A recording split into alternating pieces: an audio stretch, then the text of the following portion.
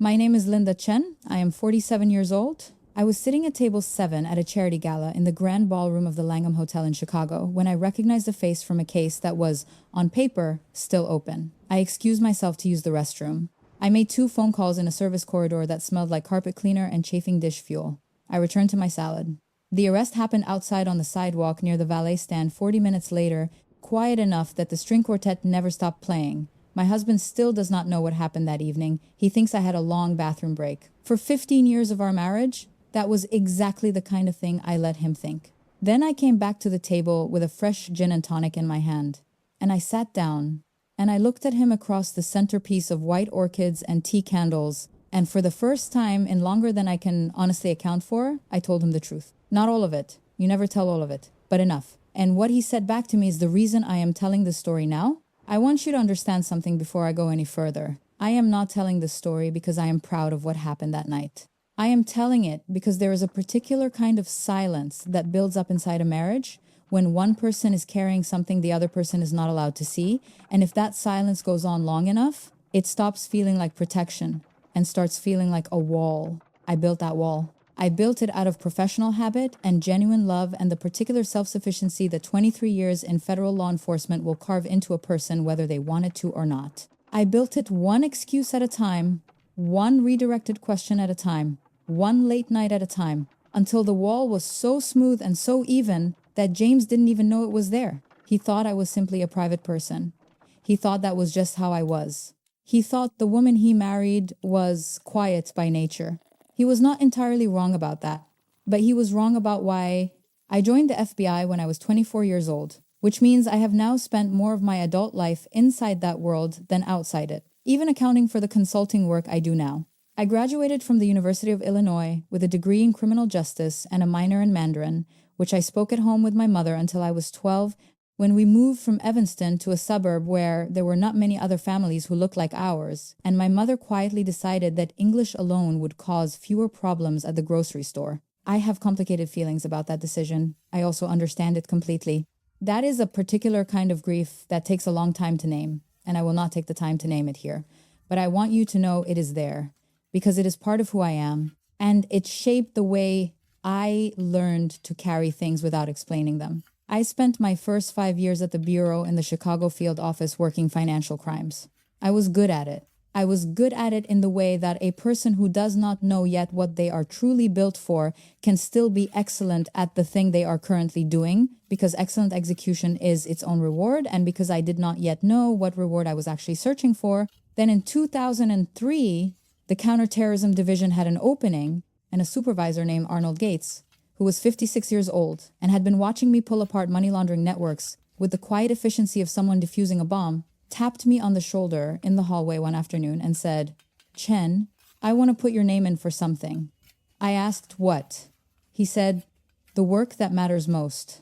I said, "With respect, I think financial crimes matters." He said, "I know you do. That is why I am asking you. Come see me Thursday."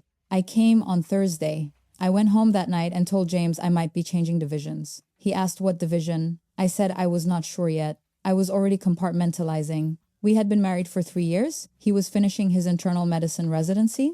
We were both exhausted in the particular way that 2 young professionals with something to prove are exhausted, which is to say we were exhausted and we did not acknowledge it because we were also proud. James made us pasta that night because it was 11 o'clock and neither of us had eaten dinner, and he was the kind of man who made pasta at 11 o'clock without being asked. I have always loved him for that. I loved him for it that night, especially because I was sitting at our small kitchen table and I was already thinking about something I could not tell him.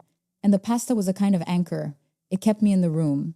I transferred to counterterrorism in January of 2004. For the first 4 years, I worked primarily on financial tracking for international networks, which meant my financial crimes background was directly useful, and my Mandarin was occasionally useful, and my ability to stay in a chair for 12 hours reviewing wire transfer documentation without losing concentration was extremely useful. I did not carry a gun to a door for the first 2 years. I built cases, I mapped networks, I turned numbers into names, and names into faces, and faces into addresses, and then I handed those addresses to people who kicked the doors, and I went home and I made pasta and I watched television and I did not talk about my day. This is the part I want you to understand clearly. Because there is a version of this story where I was hiding things from James because I did not trust him. And that is not the version that is true. I hid things from James because I had sworn an oath that required it, and because the work required a kind of mental partition that once installed becomes structural. You do not build that partition and then dismantle it at the kitchen table. You do not go from watching surveillance footage of a man planning to kill people to talking about what to watch on television that evening in the same emotional key. You learn to shift registers. You learn to cross the threshold of your front door and become a different version of yourself. Not a fake version, not a dishonest version, but a version that has set aside the specific weight of the day in order to be present for the person who's waiting for you. I was very good at this. I was perhaps too good at it. James knew I worked counterterrorism. He knew it in the way that a spouse knows a job title without knowing what the job actually is. He knew I analyzed financial networks. He knew I worked long hours. He knew that sometimes I traveled for work and could not tell him where I was going. He knew that I occasionally came home with a tension in my body that I could not name for him, a specific alertness, a held quality, as though part of my nervous system was still in the room I had just left. He knew I was not always fully present. He did not know what was pulling my attention away. He assumed it was the stress of the work, which was partly true. He did not know that some of what I was carrying was not stress, but rather information. Specific, real, weighted information about specific, real, dangerous people and what they were planning to do. In 2009, I went through a door in a warehouse in Bridgeport during a joint operation with the Chicago PD that went sideways in the first 12 seconds. I will not give you the details because some of them are still restricted and some of them are simply not mine to tell, but I will tell you that a suspect I had not expected to be in that building came around a shelving unit while I was clearing a corridor and hit me from behind, with enough force to slam my lower back into a steel door frame before my partner came around the corner and ended the situation. I have a compression fracture in my lumbar spine at the L2 to L3 level that healed imperfectly, which means that I live with a chronic ache in my lower back that ranges from a dull pressure on good days to a specific shooting pain down my left leg on bad days. Heels make it worse. Cold weather makes it worse. Sitting in gala chairs that are designed for visual elegance rather than spinal support makes it worse. I take ibuprofen in quantities that my husband, the internist, would disapprove of if he knew. He does not know because I keep my ibuprofen in my car. I was off active duty for 11 weeks after the incident. 11 weeks of physical therapy and paperwork and the particular restlessness of a person who is built for motion being required to stay still. James took 2 weeks off work to be home with me, which he could not really afford to do and which I told him repeatedly was not necessary. He did it anyway. He made soup. He drove me to physical therapy appointments. He did not ask too many questions about what had happened in that warehouse because he knew I could not answer them. And because by then he had learned to read the shape of what I could not say, even if he could not read the content. He had been married to me for 8 years. He knew how to work around the edges of the wall, even if he did not know the wall was there. That is what I mean when I say he was the right person for this life. Not because he was passive or incurious. He is neither of those things. James is one of the sharpest people I know. He sees things, he notices. But he had learned over 8 years to love me in the shape I came in rather than spending energy trying to reshape me. And that particular kind of love is rarer than people understand. After I recovered, I returned to active duty. The physical therapist who worked with me through those 11 weeks was a woman named Dana Kessler, who had worked with military personnel coming off combat deployments and who had seen the particular kind of restlessness I was carrying and had the good sense not to talk about it directly. She just made me do the exercises and told me when I was compensating wrong and told me when I was doing well and sent me off with a sheet of maintenance stretches that I have now been doing with varying degrees of consistency for the better part of 16 years. I saw her once at a grocery store about 8 years after we finished. And she looked at how I was standing and she said, "You are doing the hip shift again." I said I was not. She said, "Yes, you are." She was right. I am always doing the hip shift. My left hip takes over for my back when the back is tired, and the back is usually tired by afternoon. Dana told me this would be a lifelong management situation rather than a fixable one, and I appreciated the honesty because I have always preferred an accurate, hard truth to a comfortable approximation of one. The counterterrorism division had been restructured while I was out, and I came back to find a new deputy director in my section. His name was Frank Holloway. He was 51 years old, had come from the Washington field office, had an impressive record in international terrorism cases, and did not, in my experience, particularly like me, I want to be careful here because I am aware that saying a superior did not like you is a thing people say to excuse their own performance, and that is not what I am doing.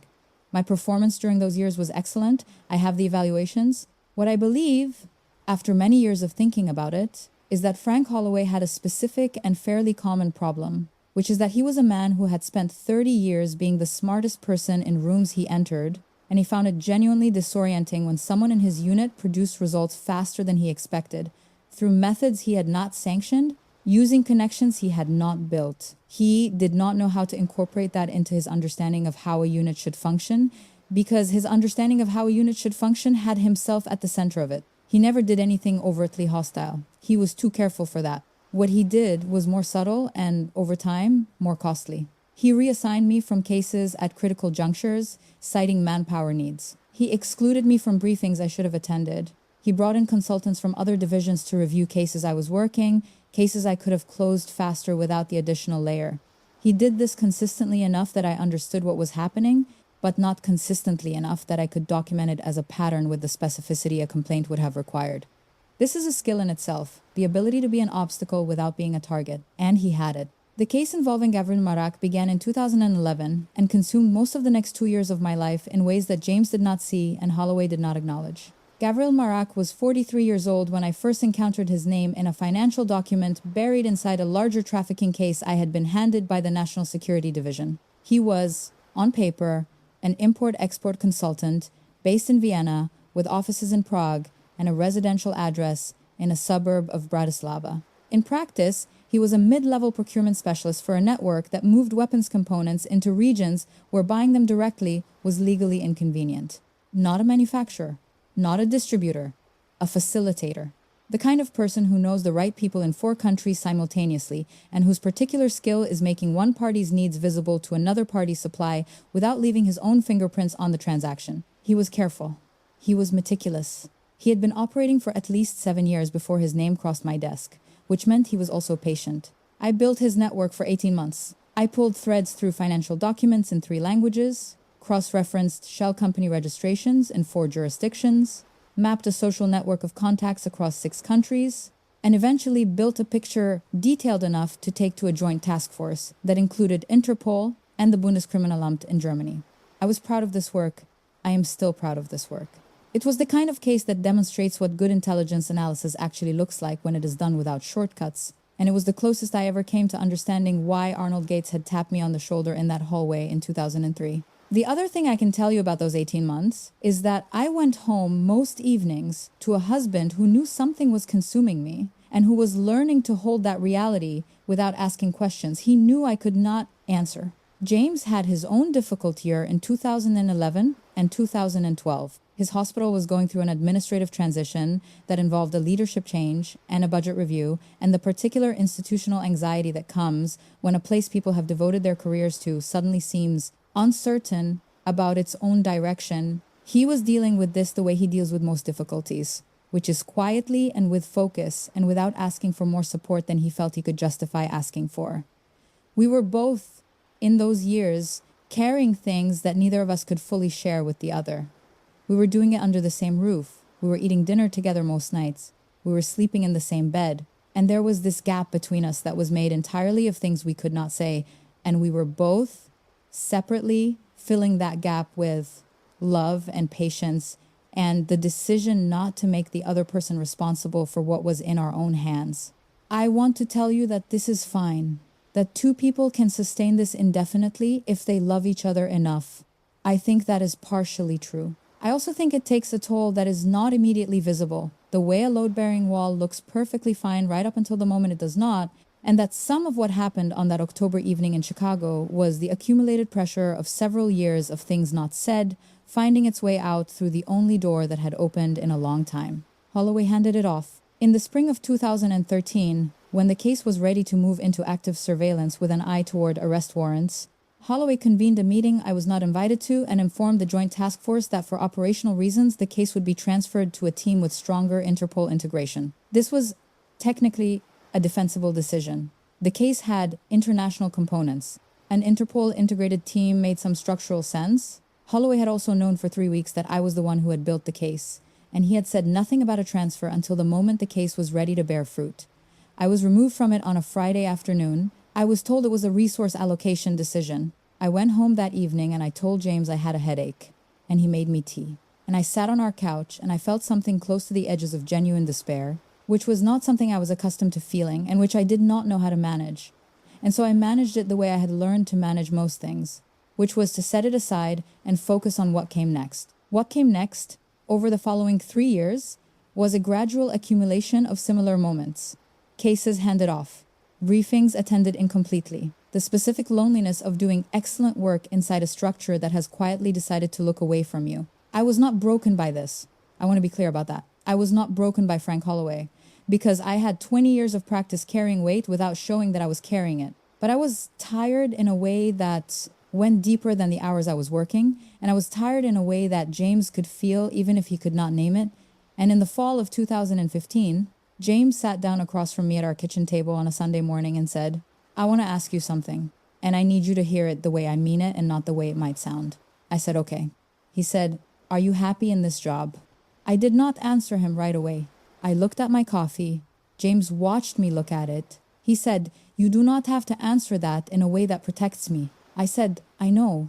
He said, "I am asking because I have been watching you for about 2 years now, and I think something is wrong, and I cannot tell if it is the work, or if it is us, or if it is something I am not seeing at all." I said, "It is not us."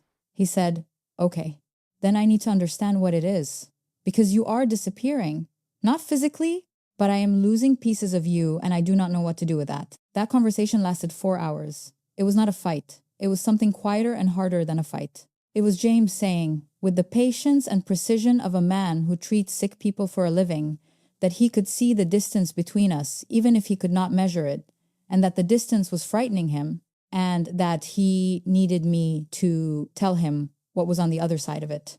And I sat there at that kitchen table and I tried to figure out how much truth I could give him without giving him things that were not mine to give. And I realized that the answer was not very much. And that realization was the loneliest I have felt in my adult life. I told him it was the work. I told him the work had gotten hard in ways I could not detail. I told him I was thinking about what came next. I did not tell him about Holloway. I did not tell him about Marak. I did not tell him about the L2 to L3 compression fracture that hurt on cold mornings and that I was managing with ibuprofen from my glove box. I told him enough truth to hold the conversation together, and then I told him I loved him, which was also the full truth, and he said he knew. And he came around the table and sat beside me and put his arm around me, and we sat there in our kitchen on a Sunday morning, and I told myself I would figure out how to carry this better. In the end, I did not figure out how to carry it better. I figured out how to put it down. I retired from the Bureau in March of 2016. 23 years of service. I was 42 years old. The plan had always been to work until 49, to collect the full pension, to wind down in the natural rhythm of the job. I retired 7 years early. I told my colleagues it was a lifestyle decision. I told my supervisor, who was not Holloway by then because Holloway had moved to Washington, that I wanted to spend more time with my husband before he entered the truly punishing stretch of a hospital administrative career. Both of these things were true, and neither of them was the whole truth. The whole truth was that I was tired in a way I could not explain to anyone who had not lived inside the specific exhaustion of doing excellent work inside a system that has quietly chosen not to see you, and that James had given me the opening I needed, and that I was choosing him over an institution that had been choosing itself for years. I do not regret this decision. I want to be clear about that. I went into private security consulting, and I am good at it, and I am paid well for it, and the hours are my own. But there is a particular thing that happens to a person who has built their identity inside a structure for 23 years and then steps outside that structure while they are still young enough to feel its absence. You do not stop being who you are just because you have changed what you do. You carry the training. You carry the habits. You carry the particular way of moving through a room that is the residue of 2 decades of situational awareness. You carry the instinct to scan faces and notice what is wrong before you can articulate what you are looking for. You cannot leave these things at a retirement party. They come home with you. They sit down at the kitchen table. They come to charity galas in Chicago with you in October, in heels that hurt your back, in a dress that you bought because James said it was beautiful and because you trust his eye more than your own in situations like this. James's hospital was being honored that night for contributions to community health programs on the South Side. He had been involved in the initiative for 3 years, and he was quietly proud of it in the way he is quietly proud of most things he does well, which is to say he did not mention it often, but he had put on his best suit and his good cufflinks, and when we walked into that ballroom, he stood a little straighter than he usually does in social situations, which I noticed and which I loved. We arrived 45 minutes early, as I always do, and as James has long accepted, which meant we were among the first tables to be seated and had our choice of positions. I chose table 7. James assumed I chose it because it had a good view of the stage. He was not wrong. It also had a clear sightline to the main entrance, a partial sightline to the east service corridor, and 3 viable exit routes within a 40-foot radius. Not that I was counting. I was always counting. I had been counting for 23 years and 5 additional years of consulting, and I was going to be counting until I died. I ordered a gin and tonic. I had no intention of finishing, because a drink in the hand at a gala is a social prop that prevents 7 distinct categories of awkward conversation, which is a thing you learn when you spend enough years going to events where you are representing something other than yourself. The gin and tonic had been my standard gala drink since 2007. I had finished perhaps 4 of them in all those years combined. James knew this about me. He found it mildly funny. He ordered a glass of red wine and actually drank it. We were seated early enough to watch the room fill in, which is something I find professionally satisfying and personally relaxing, which is not a contradiction if you understand that for me, the 2 things have always inhabited the same space. I watched people arrive and find their tables and greet each other across the room and adjust their chairs and pick up the event programs and set them back down without reading them, which is what people always do with event programs. And I built a working picture of the room the way I have always built a working picture of every room I enter, which is the same mental process I use for threat assessment and which I cannot turn off and have stopped trying to. I noted the exits. I noted the service staff and their patterns. I noted where the security personnel were standing and how their attention was distributed, which told me they had not been briefed on anything specific but were on standard event protocol. I noted Marcus Webb near the front of the room, because I had known he might be there and I had been looking for him since we arrived. He was with Teresa, his wife, who was in a burgundy dress, and they were talking to an older couple I did not recognize. Marcus and I had not worked together directly since I left the bureau, but we had stayed in loose contact, the way colleagues who trust each other tend to stay in loose contact. The occasional email, a brief phone call when something in the news touched on something we had once worked on together. The tacit understanding that the relationship exists even when it is not active. When I clocked him that evening, he did not see me. I was glad for that. I did not want his attention on me before I needed it. We were talking to a cardiologist named Dr. Emeka Osei and his wife Rachel, who taught high school English and had very strong opinions about syllabi that I found genuinely interesting.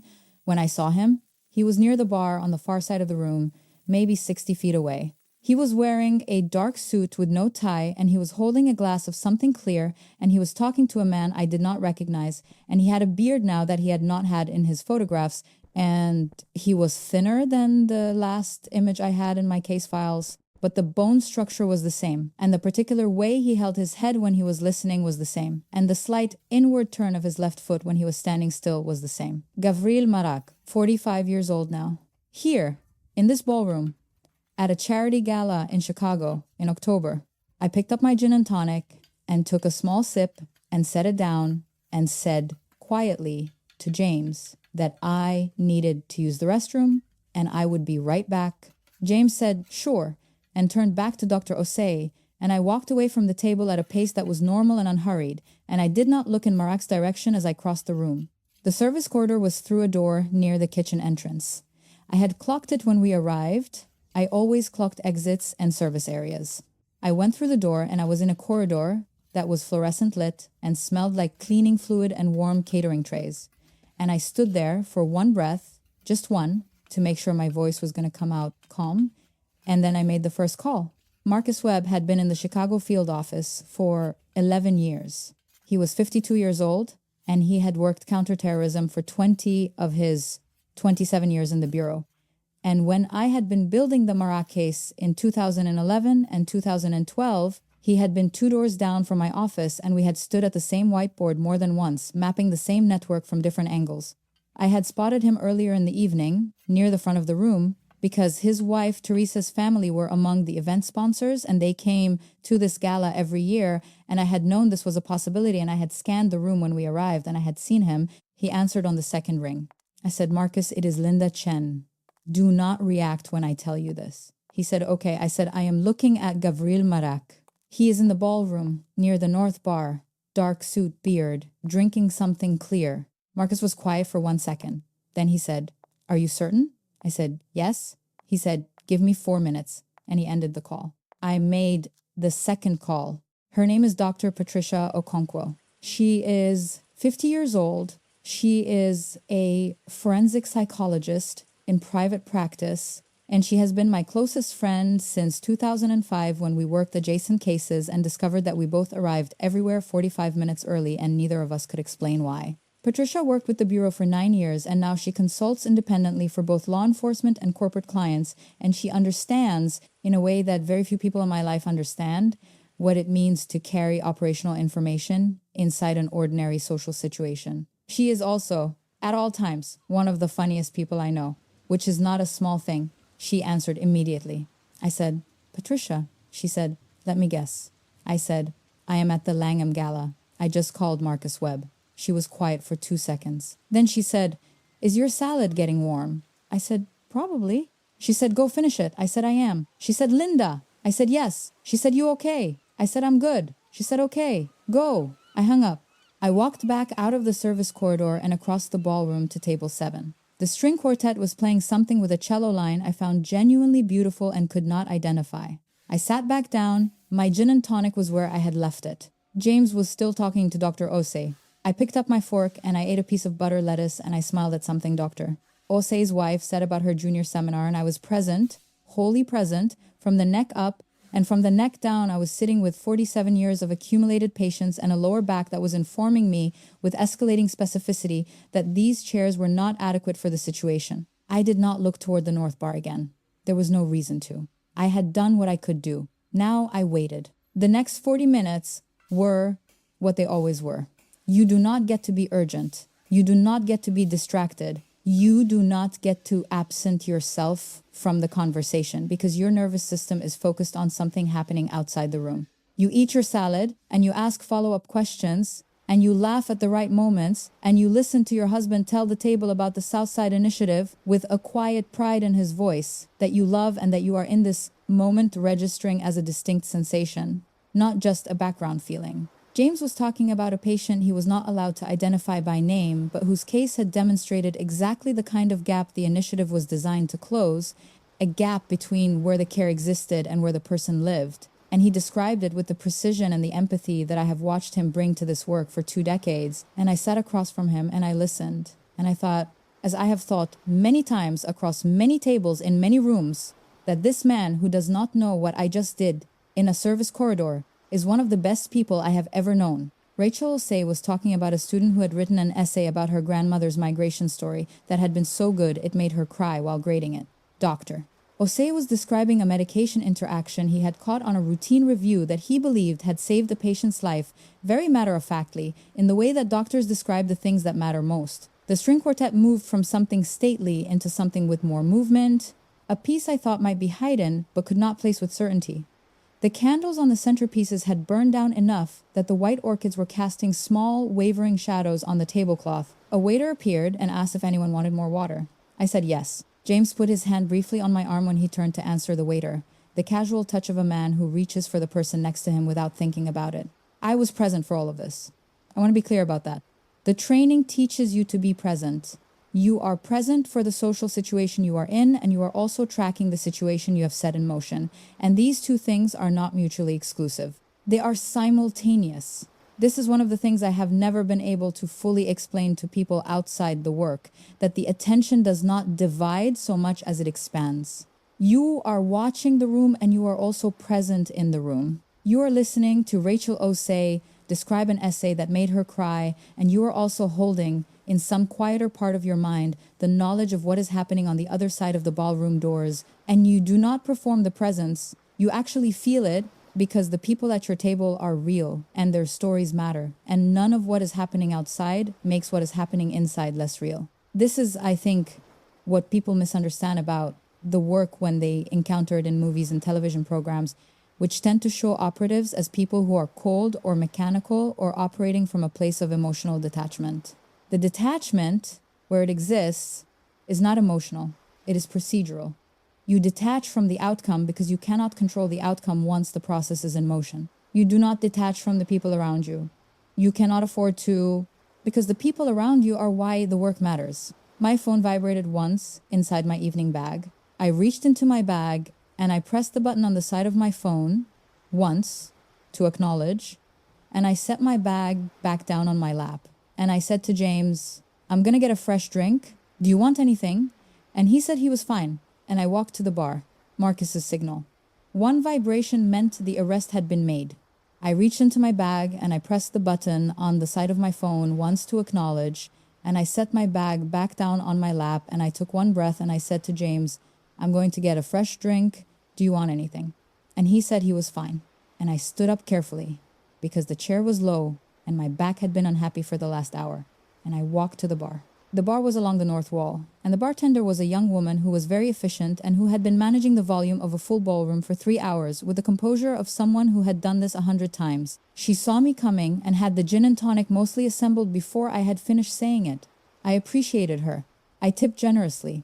I stood at the bar and I let the noise of the room do what noise does, which is to provide a kind of auditory privacy even in a crowded space, because everyone's conversation is being absorbed by everyone else's conversation, and the net result is that the people immediately next to you cannot actually hear what you are saying. Marcus was there in less than 30 seconds.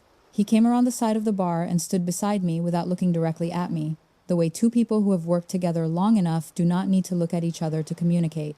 And he said, very quietly, that it had gone smoothly. Clean arrest on the sidewalk. The subject had been cooperative.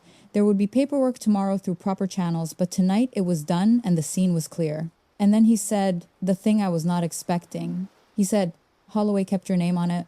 I looked at him then, just briefly, the way you look at someone when they have said something that requires a second to process.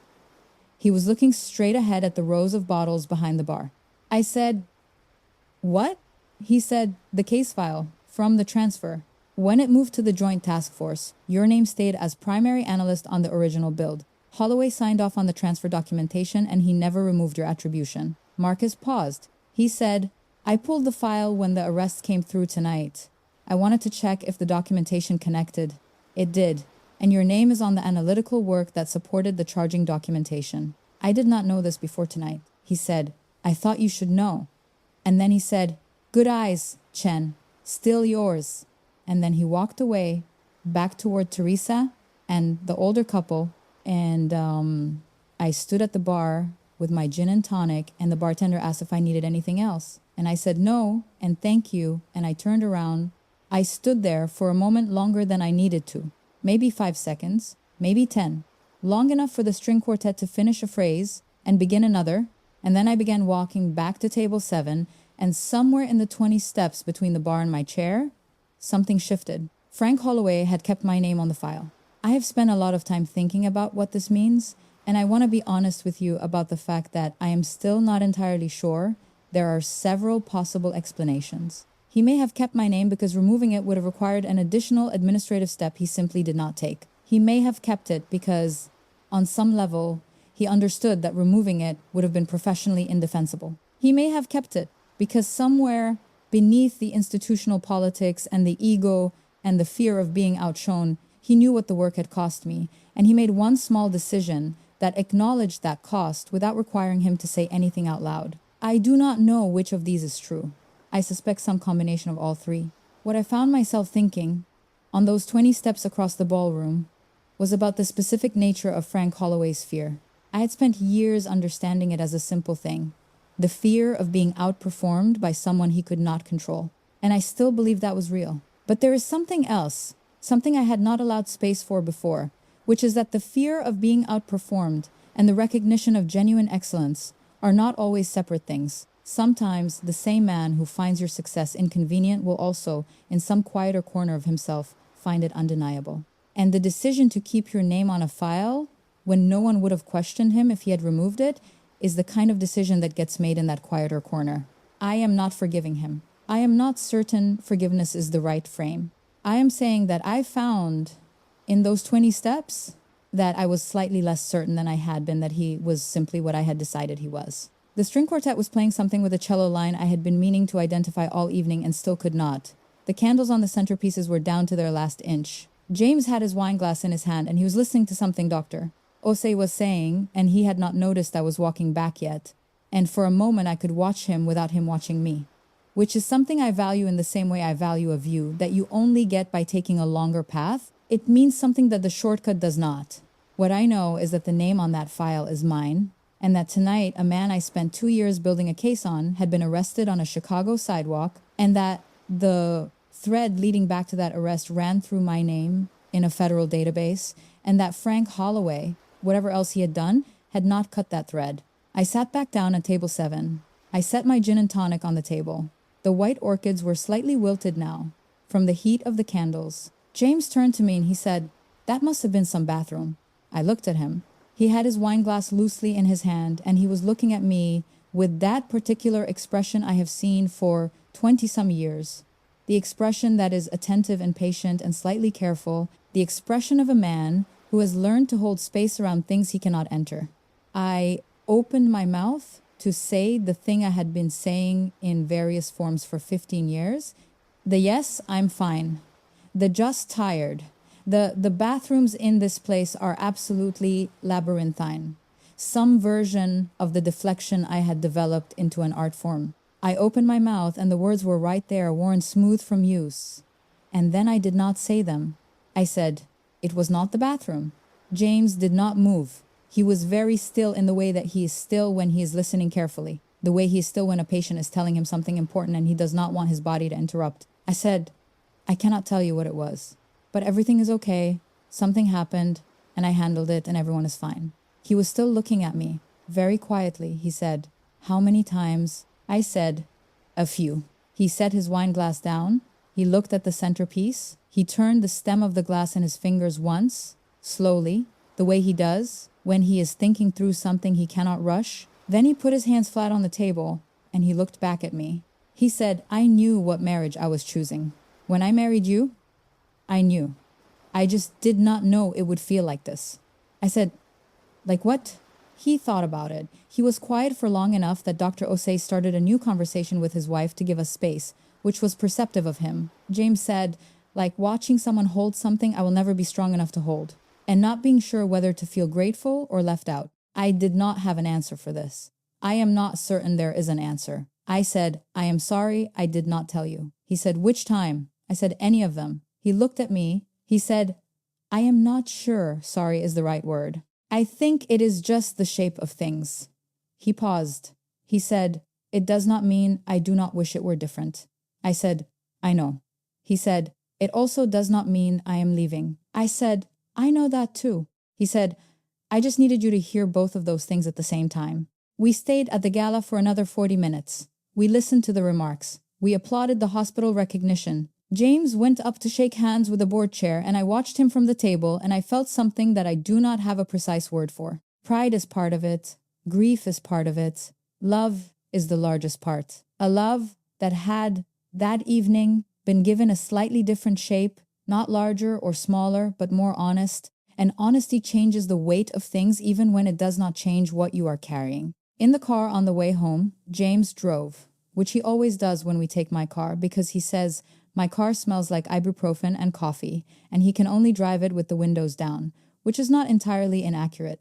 It was October in Chicago, and the windows were not down. He drove, and he did not ask any more questions, and I did not offer any more answers. And somewhere on Lakeshore Drive, with the lake on our left going black, in the October dark, he put his right hand on the center console with the palm facing up, just left it there. I put my hand in his. We drove the rest of the way home like that. I think about that drive a lot. I think about it the way I think about the things in my life that were not dramatic at the time, but that contained something I am still unpacking. The arrest that night was not dramatic either, from where I was sitting. I was eating salad. I was drinking a gin and tonic I did not want. I was listening to a man talk about his wife's English syllabus. What happened outside happened outside. I am aware that this is the nature of much of the work I did and still do, that the thing that matters most is often the quietest thing in the room, that the weight of it is only visible to the person carrying it. I'm also aware that this is, in its own way, a kind of gift. Not many people get to know that they still have it. Not many people get to do the work one more time in a room full of orchids and dinner rolls with their husband 2 tables away and find out afterward that the paper trail still has their name on it. I went back to my consulting work on Monday. I did not tell my clients what had happened Friday night. I did not need to. Patricia texted me on Saturday morning and I texted back 2 words. All good. She texted back a picture of her coffee mug that said, "Thank God it is the weekend," which is exactly the right response and exactly why she has been my closest friend for 19 years. James made pasta Saturday night. We ate it at the kitchen table. We talked about Dr. Ose and his wife and what it would be like to have a book-obsessed English teacher in your life all the time and whether that would be wonderful or exhausting. And James thought wonderful and I thought possibly both. We did not talk about Friday night. We did not need to. Something had been said that could not be unsaid. And the something was not a confession, and it was not an apology, and it was not a revelation. It was simply a truth, offered across a table full of white orchids and candles, by someone who had been carrying it alone for a very long time. I will tell you what I told James before we left the restaurant that night. Not in words, because I did not say it out loud until much later, but in the choosing, in the sitting back down at table 7, instead of leaving, in the hand I put in his on Lakeshore Drive. I will tell you what both of us were saying in all of that. We were saying, this is what we chose. Not the easy version and not the simple version and not the version where everything is explained and everything is shared and the two of you go through life without any wall between you. We chose this version, the version with the wait and the silence and the late bathroom breaks and the long corridors and the service exits and the one vibration of a phone inside an evening bag at a charity dinner in Chicago. We chose this version together, even though we could not have known at the beginning that this was the version we were choosing, because you cannot know at the beginning what you are choosing. You find out over time. You find out in the small moments and the large ones, in the conversations you have and the ones you cannot have, in the ways your partner holds space around the things they cannot enter, in the hand left palm up on the center console while October goes dark outside the windows. Gavril Marak was formally charged 4 days after the arrest. The case I built in 2011 and 2012 was used as a primary element of the charging documentation. My name is on the analyst section of the arrest report, exactly where Marcus said it was. Frank Holloway retired from the bureau the following spring at the age of 63 with a formal commendation that did not mention me and that I was not expecting to mention me. He sent me a brief email 2 weeks before his retirement party. It said simply, "Good call on the transfer, Chen. The instinct was always sound." That was all. I read it 3 times. I did not respond. There was nothing to respond to that was not more complicated than the email deserved. I still do not tell James everything. I want to be clear about that, because I do not want this story to end with the suggestion that one honest moment dissolves a lifetime of necessary privacy. It does not. The work requires what the work requires, and some things are not mine to share regardless of what I feel about sharing them. What changed on that October evening was not the structure of what I carry. It was the acknowledgement that I am carrying it.